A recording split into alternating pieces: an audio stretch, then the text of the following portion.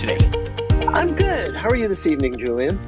Well, as usual, I'm waiting for you to tell me your story. So please don't wait any longer. Lie down on the couch and start talking. Tell me what happened to you. Okay, I will. And this is an old one, and it's a travel story, but it has a lot of customer experience implications. You have lots of travel stories. I do. You have a lot of experience in travel. Tell me about this one. Yeah, and travel is a rich place for things to go wrong. So many years ago, I worked for a company, and I had a trip come up very suddenly. And the guy, my boss's boss, was trying to get me to do it. And he said, well, I'll tell you what, I'll let you use my admin to set up the trip for you. I was kind of like, oh, okay, that sounds great. Fancy. Yeah, exactly. I was, I had a swagger. I went home, told my wife, everything. And I ended up on an Eastern Airlines flight with a whole bunch of people going on vacation, literally in the last row of the plane, with a really bad connection. Got to the hotel. It was, I don't know if you've watched Schitt's Creek at all, but it was like the motel in Schitt's Creek before any of the upgrades that they did, which were really, they didn't really do any upgrades. But so it just was a truly awful travel experience. And, the thing it made me realize is I never want anyone to tell me what my travel stuff's going to be. I want control.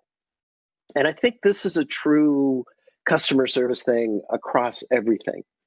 And you can make it hard for me to have control, or you can personalize things and make it easy for me to have control.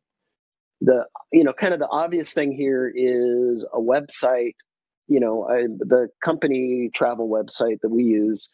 I get to pick the hotel chain. I get to favorite my airlines. And granted, if it's $500 more to fly on the airline that gets me my miles, I get put in the moral decision of, okay, no, I can't justify it. I got to do the other. But I want to be in control because I'm willing to do unnatural acts from a timing and a flight standpoint to get on American Airlines. You can tell me there's a direct on United, but I don't want, nothing against that, but I want the one that I've got my miles with and my loyalty program with more. And everybody's mix on that is different. So I just think, I just feel like this is a good argument for the power of personalization and the importance of letting the customer control their experience, especially and at least on the self-service side of things. So that's the whole story. It's a pretty short and sweet one. Well, I agree. One thing that you said here was that everyone has their own preferences. And that is key here because if you are offering a service, so here we're talking about travel, but I'm pretty sure we could translate it into many other industries. But travel is a pretty obvious one for this. If you're offering a service that has so many different options and variations and flavors, you gotta give. Actually, it's more than gives the option. You used another important keyword here, which was personalization. And personalization in this case would mean two things. It would mean give people the option, which is important, but it also means don't overwhelm them with a million different options, but find what actually matches their requirements. So in your case, that would be giving something as simple as a filtering option on which airlines do I have a miles saving kind of card, or it could be do I want direct or not direct, or it could be whatever that is. But it's more than just the option. Is personalization. That's a very good keyword you've been using there, and with very small fine tuning, you can actually make a real difference in terms of customer experience. Yeah, as you're talking, Amazon strikes me, who we talk about on this a lot for some obvious reasons. And you think about Amazon, they personalize so much of it and they also are using intelligence beyond intelligence about me. When I buy something, it's always people who bought this also bought, and here's three things. Now, that's very much in their best interest because they're upselling or cross-selling or whatever. But when it works, it's like, oh, I was getting birthday presents for one of my kids, and a suggestion came up. I was like a little bit short of my budget, and you'd feel bad if you send your kid only part of what you're planning to spend on them.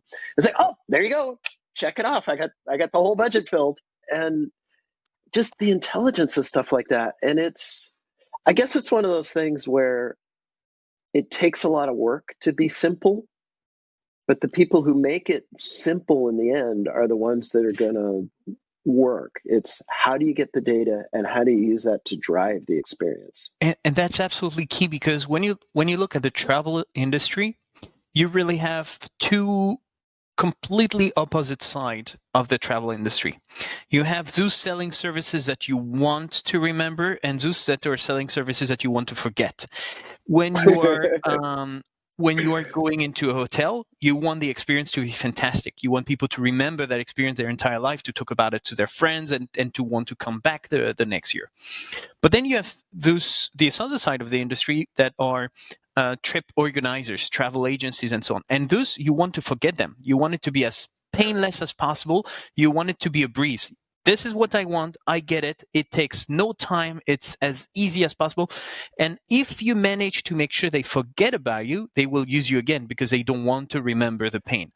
But if they do remember you, it's usually a bad sign because it means you failed at simplifying things, as you mentioned. And if you fall into that specific side of the travel industry, you better make sure that people, I should not say don't remember you, because you always want people to remember you, but they should not remember you for the wrong reasons. That's probably the thing here. That's a perfect wrap up to this discussion, because I remember this. Now, granted, this was somebody else's executive assistant who really doesn't care what I think of her, but it was very much I'm going to set this up for you. Oh, I don't have to worry about it. I don't have to think. Isn't that wonderful? But it was done in such a way that what you gave me was a bad experience. I hate you. And yeah, I would never use that person as a travel assistant again. And I've never used anybody to help me with travel, pretty much just because of the scars of that experience. But go ahead. Think about it as a typical customer experience. You are a one-off customer. She knew from the start you were not coming back. Good point. Right? So why building long-term loyalty when all you need is just to get it through the finish line? And that's one of the very rare cases where I don't really care if you like it or not, because your opinion doesn't matter. You're not going to influence other buyers. And I know you're not coming back. Plus, you're not even paying me for that. So yeah, probably bad experience, but there's an explanation for it. So what? Yeah, although she did sit close to the coffee machine, so I would see her 4 or 5 times a day. But that's another story. I feel so much better. Thank you, Julien. This was very fantastic, helpful. Great. Try not to travel too much, and I'll see you again next week. That time, I will have the story for you. All right, that sounds great. Looking forward to it. Thank you, Max. Bye.